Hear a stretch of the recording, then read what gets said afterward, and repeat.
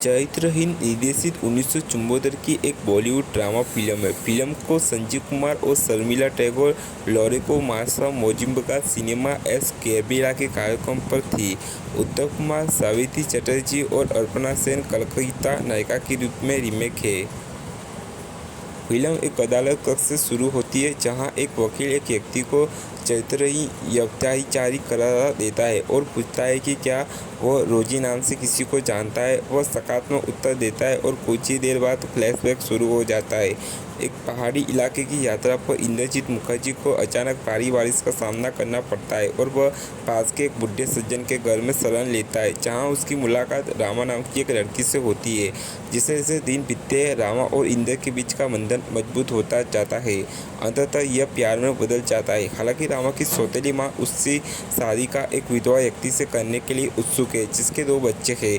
रामा ने तुरंत इंद्र को फोन लिया है और इंद्र को उससे मिलने के लिए कहा है, लेकिन इंद्र राम से मिलने में असहमत है क्योंकि उसे कलकत्ता से एक टेलीग्राम मिलता है जिसमें बताया गया है कि उसके पिता गंभीर रूप से बीमार है। परिणामस्वरूप उसके पिता गंभीर रूप से बीमार है। परिणामस्वरूप उसे जाने के लिए मजबूर होना पड़ता है, लेकिन वह राम के लिए एक नोट छोड़ देता है, लेकिन पात्र में उनका पता बारिश के पानी में बह जाता है। कलकत्ता में इंद्र के पिता की मृत्यु ने उसे बुरी तरह तोड़ दिया है। वो अपनी दुकान बेचकर 15,000 रुपये का प्रबंधन कर सके हैं, लेकिन व्यवसाय शुरू करने के लिए उन्हें अतिरिक्त 10,000 रुपये की आवश्यकता थी। फिर वह एक स्थानीय साहूकार के पास जाता है, जो पैसे देने के लिए सहमत हो जाता है।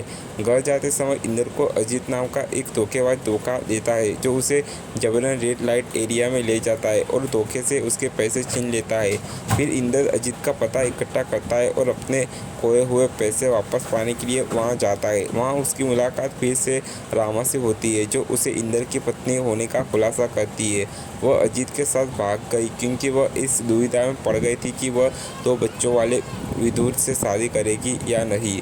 वह इंद्र को बताती है कि अजीत एक आईएएस आदमी है जिसने सहायता इंदिरा का पैसा शराब और जुए में खर्च कर दिया है। अचानक अजीत आता है और राम को पीटना शुरू कर देता है। फिर राम के कहने पर इंद्र राम का घर छोड़ देता है। एक दिन जब इंद्र रामा के घर के पास से गुजर रहा था, तब रामा ने इंद्र पर एक कागज का टुकड़ा फेंका था, जिसमें उसने इंद्र से उसके घर आने का अनुरोध किया था।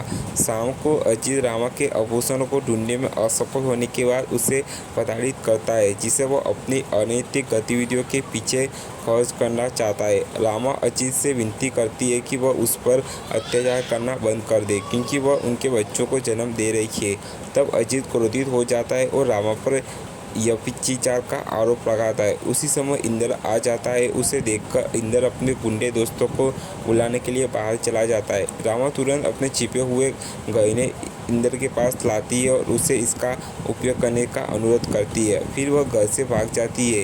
इंद्र उसके पीछे दौड़ता है और देखता है कि रामा आत्महत्या का प्रयास कर रहा है। वह रामा को बचाता है और उन्हें अपने घर ले जाता है, लेकिन उनकी माँ रामा के आगमन पर नाखुश दिखती है। सुबह इंद्र को यह जानकर झटका लगा कि उसकी माँ ने रामा को ट्रेन से बनारस भेज दिया है। वह गहने वापस करने के लिए अजीत के अपार्टमेंट में जाता है, लेकिन फिर उसे पता चलता है कि अजीत को पुलिस ने पकड़ लिया है।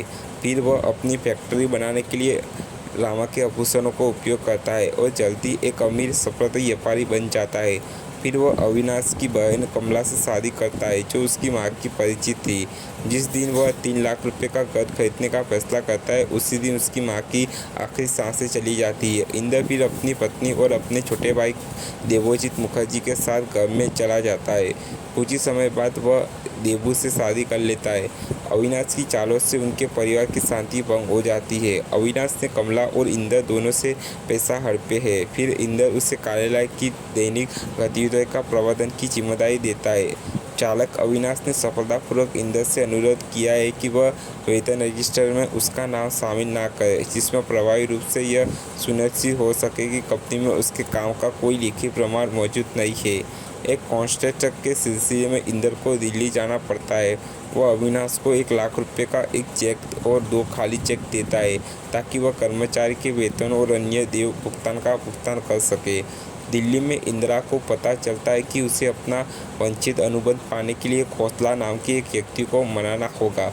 वह एक पार्टी में खोसला से मिलता है और उसके कामुक चरित्रों को देखकर निराश हो जाता है।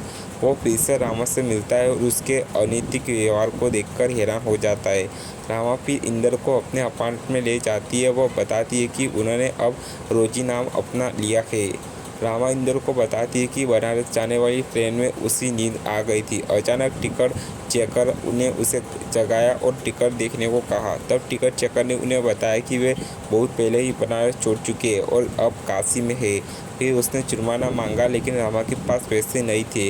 फिर एक दुष्ट आदमी ने टिकट के पैसे चुकाए और रामा को अपने घर ले गया। रात में उसने उसके साथ बलात्कार करने की कोशिश की, लेकिन रामा उसे कमरे में बंद कर देता है और भाग जाता है। लेकिन कभी भी उसके साथ सम्मानजनक व्यवहार नहीं किया गया।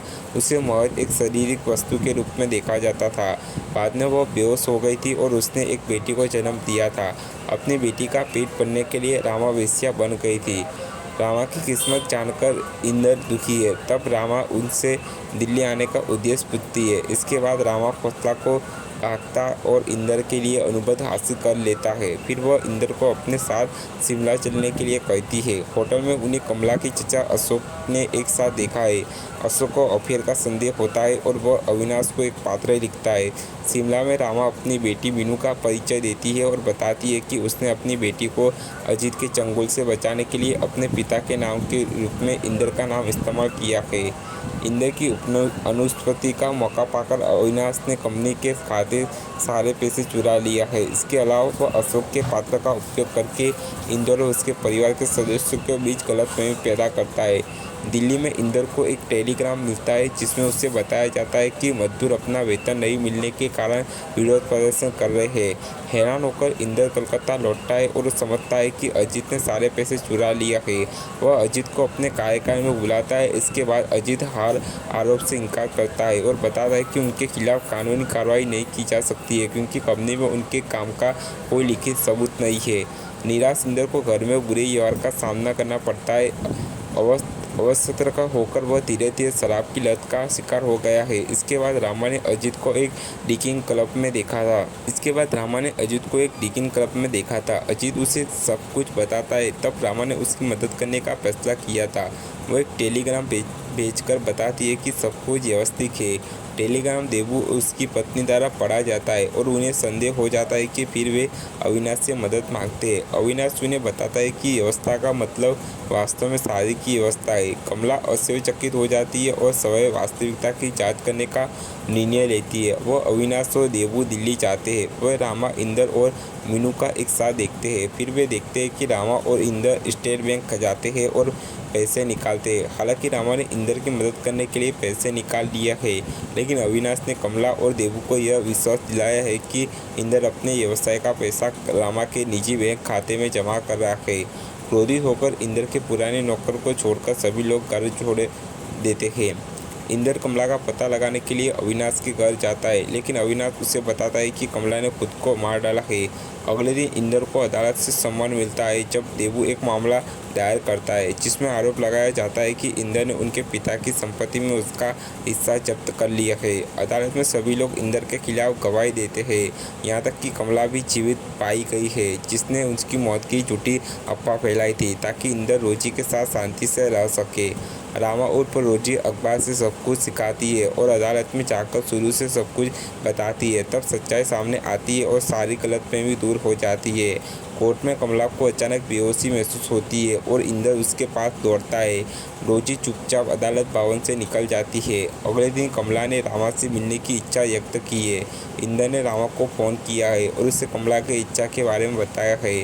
रामा शुरू में सहमत हो जाती है, लेकिन फिर हमेशा के लिए वहां से चले जाने और अपनी बेटी को इंदर और कमला को देने का फैसला करती है। इंदर और कमला रामा के होटल पहुंचते हैं, लेकिन रामा को नहीं ढूंढ पाते हैं। अचानक इंदर को रामा का अस्थिरता नोट मिलता है जिसमें उसे उसके स्थायी प्रस्थान की सूचना दी गई है और उसे मीनू की देखभाल करने का अनुरोध किया गया है। इंदर और कमला दोनों दुखी महसूस करते हैं।